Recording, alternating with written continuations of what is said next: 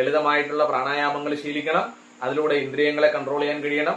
അങ്ങനെ വരുമ്പോഴാണ് ധ്യാനം ആഴത്തിലുള്ളതാകുന്നത്.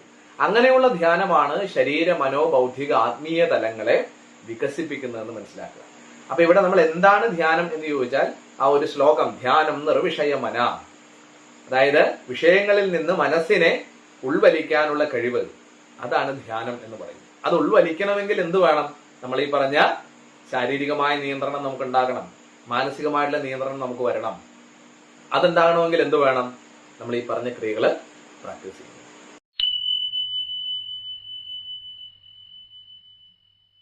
നമ്മുടെ ഹിമാലയൻ സിദ്ധാശ്രമ കേന്ദ്രം പഠിപ്പിക്കുന്ന അതിലളിതമായ ഒരു ധ്യാന പരിശീലനമുണ്ട്. അതറിയപ്പെടുന്നത് വജ്രശക്തി കല എന്നുള്ളതാണ്. ഏതാണ്ട് 1000-ലധികം ആൾക്കാർ നിലവിൽ ആ ഒരു കോഴ്സ് പഠിക്കുന്നുണ്ട്. ഓൺലൈൻ ആയിട്ട് നമുക്കത് ഇപ്പോൾ പഠിക്കാൻ സാധിക്കും. അതിൽ ലളിതമായിരിക്കുന്ന പ്രാണായാമങ്ങളും